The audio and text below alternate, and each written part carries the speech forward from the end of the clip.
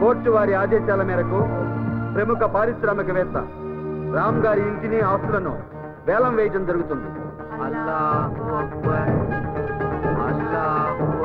Gentlemen, auction begins now.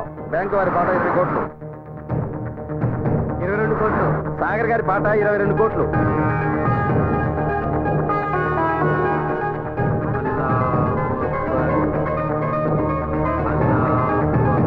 24 కోట్లు.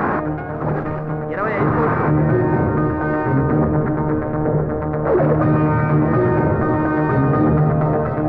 30 కోట్లు. శ్రీరామ్ గారి పాట 30 కోట్లు. 35 కోట్లు. మంగరాజు గారి పాట 35 కోట్లు. 38 కోట్లు. చంద్రమౌళి గారి పాట 38 కోట్లు. చంద్రమౌళి గారి పాట 38 కోట్లు ఒకటోసారి, 38 కోట్లు రెండోసారి. 40 crores.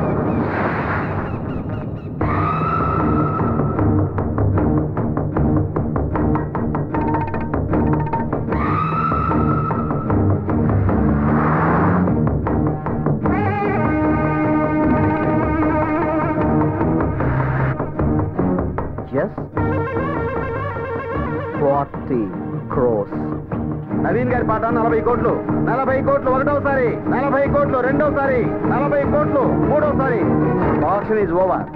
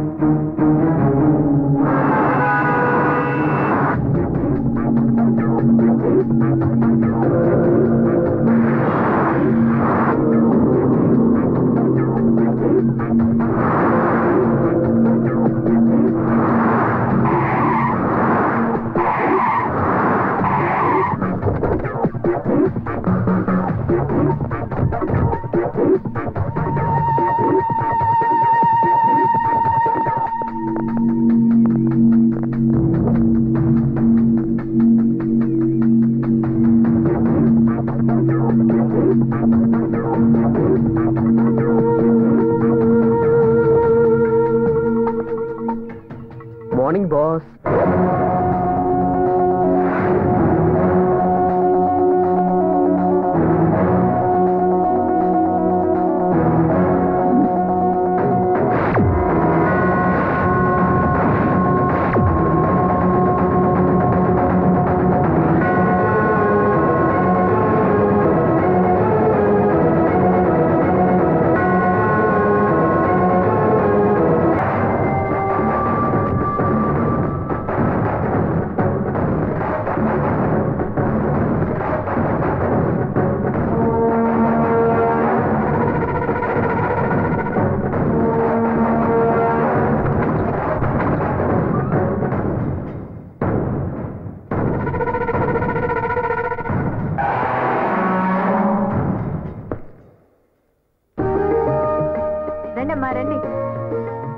सब आइए రండి अंदर आइए मैम साहब రండి మేడం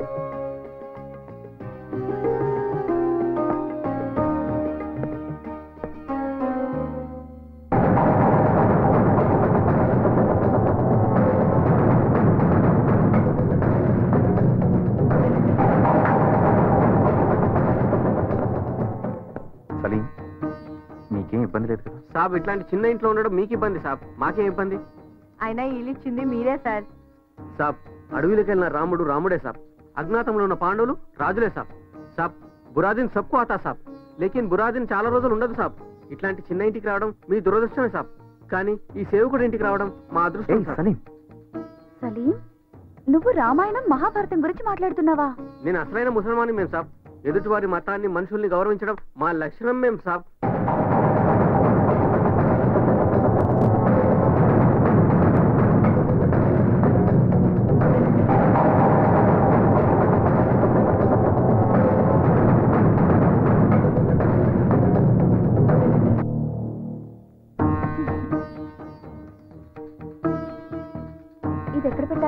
लगाइए मैम साहब। ఇక్కడ అవునమ్మా, రాముడైనా రహీమైనా దేవుడు ఒక్కడే. ప్రతి మతం చెప్పేది సాటి మనిషిని ప్రేమించమని. అక్కడ పెట్టండమ్మా.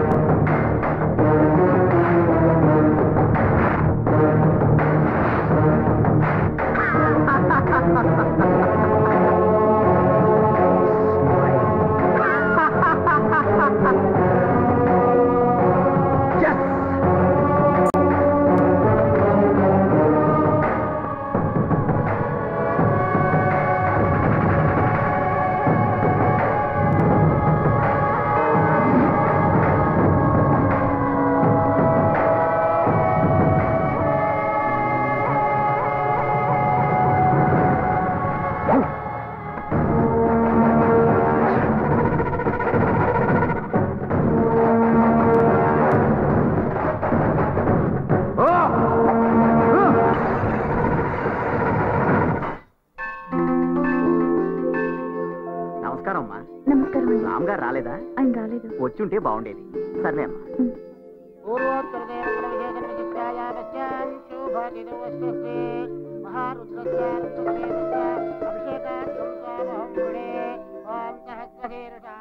స్వామి, ఈసారి నీ కళ్యాణానికి బంగారు కిరీటం చేయిద్దామనుకున్నాను. కానీ ఏ జన్మలో ఏ పాపం చేశానో మా పరిస్థితిలా తారుమారు చేశావు. దయచేసి మమ్మల్ని క్షమించి కాపాడు తండ్రి.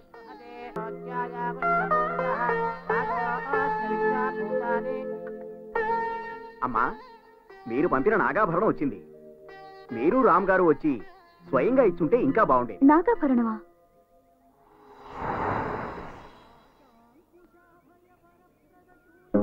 ఈ అలంకారం స్వామివారికి ఎంతో బాగుంది. మీకంతా శుభమే జరుగుతుందమ్మా. ఆ స్వామివారు మీకు అష్టైశ్వర్య ఆయురారోగ్యాలు ప్రసాదిస్తారు.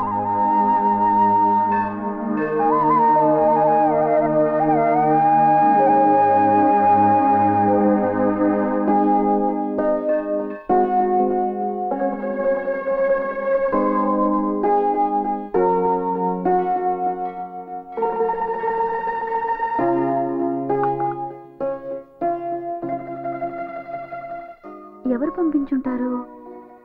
అది నా పేరుతో. నేనే పంపించాను.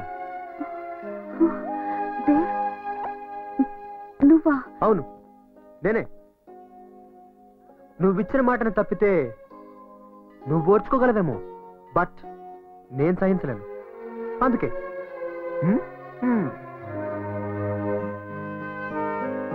కావాలంటే వచ్చే ఏడాదికి ఈ గుడి మొత్తం బంగారం పోత పోయిస్తానని మొక్కుకో. నేను వేయిస్తా. నీ కోసం నేను వేయిస్తా. కమర్షియల్ మొక్కుకో. నిన్ను వెతుక్కుంటూ వచ్చాను. నా జీవితాన్ని వెతుక్కుంటూ వచ్చాను. ఎనీవేస్, ఎలా ఉన్నావు? ఇదేం ప్రశ్న? ఎలా ఉంటావు? కాంప్రమైజ్ అవ్వలేక, అవ్వకుండా ఉండలేక. అయినో నాకు తెలుసు.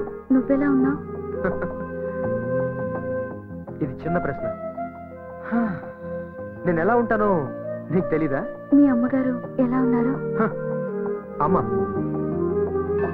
బాగానే ఉండుంటుంది. అక్కడ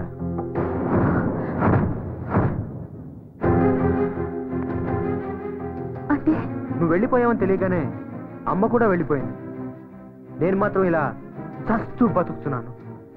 యూనో, ఆ రోజు నా దగ్గర ఒక్క రూపాయి కూడా లేదు. కానీ ఇప్పుడు 500 కోట్లున్నాయి.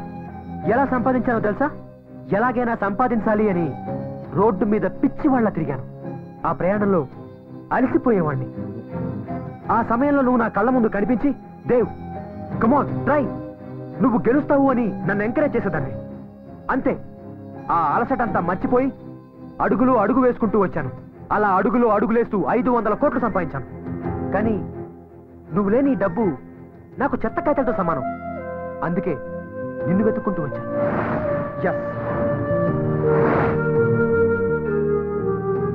నేనిప్పుడు ఇంకో వ్యక్తికి భార్యని. అది బలవంత పెళ్లి. తాళి కట్టినంత మాత్రాన అది పెళ్ళవదు. కలిసి ఒకే ఇంట్లో ఉన్నంత మాత్రాన భార్యాభర్తలు అవడం. మనసులు కలవాలి. నీ పెళ్లి ఒక మనిషితో కాదు, అతని ఆస్తితో జరిగింది. అలా అనుకుంటే ఇప్పుడు నా దగ్గర అతని కంటే ఎక్కువ వస్తుంది. సో నువ్వు నా దానివి. ఓకే? నో, నువ్వు పొరపాటు పడుతున్నావు. ఒక్కసారి పెళ్ళయ్యాక తాళి కట్టినవాడే ఆడదానికి భర్త. రామ్ నా భర్త. నా శ్వాసలోను నా గుండె చప్పుడులోను అతనే నిండున్నాడు, నువ్వు కాదు. దయచేసి నన్ను మర్చిపో. మర్చిపోవడమా? ఇంపాసిబుల్. నేను నిన్ను మర్చిపోవడం అనేది అస్సలు జరగదు. ఒకవేళ నువ్వు నన్ను మర్చిపోవాలనుకుంటే జరగనివ్వను. అర్థమైందా? Don't be crazy. నువ్వు నన్ను చేరడం కూడా జరగదు. It's impossible. శిల్ప, శిల్ప, శిల్ప, నిన్ను ప్రేమించే వాళ్ళని నువ్వు అర్థం చేసుకోవా? పనికి నేను బ్యాంక్ దాకా రావాలా?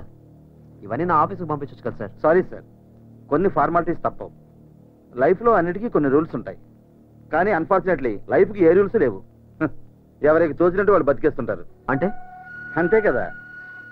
రామ్ ఆ కంపెనీ పెట్టినప్పటి నుండి మీ ఇద్దరు నాకు తెలుసు. అప్పట్లో నువ్వేంటో, అతని దగ్గరికి వచ్చాక నీ లైఫ్ ఎలా మారిందో నాకు బాగా తెలుసు. What you mean? వయసులోనూ అనుభవంలోనూ పెద్దవాడిని. మీకెప్పటి నుంచో నేను తెలిసిన వాడిని. ఆ చనువుతో నేను అడుగుతున్నాను, రాముకు నువ్వు ఎందుకు ఇలా చేశావు? ఇది కరెక్టేనా? Shut up. మీ లిమిట్స్ లో మీరుంటే మర్యాదగా ఉంటుంది. ఏజ్ అడ్వాంటేజ్ గా తీసుకుని మీ రేంజ్ ఎక్సీడ్ అవ్వద్దు. చెప్పాల్సిన అవసరం నాకు లేదు, కానీ ఎందుకో మీకు చెప్పాలనిపించి చెప్తున్నాను. నాకు కావాల్సిన ఒక ముఖ్యమైనది ఆ రామ్ గఢ్ దగ్గర ఉంది. అది తీసుకునేంత వరకు నేను వదలను. అప్పుడే ఏమైంది? అసలు కదా ముందుంది. In front there is a crocodile festival. వస్తా.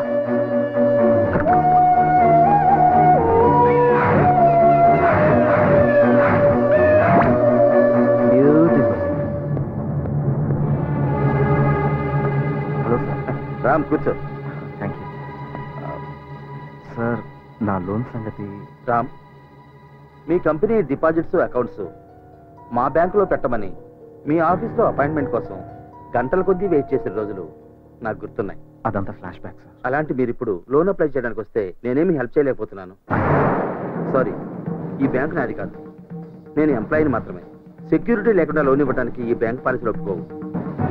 నా మీద నమ్మకం లేదు సార్. నీ మీద నాకు నమ్మకం ఉంది, కానీ ఇచ్చే అధికారం నాకు లేదే.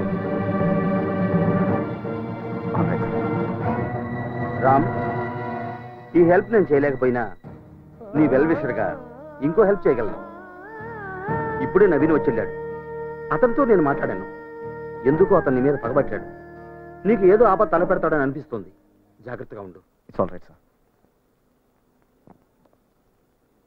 Okay sir. ఆటో.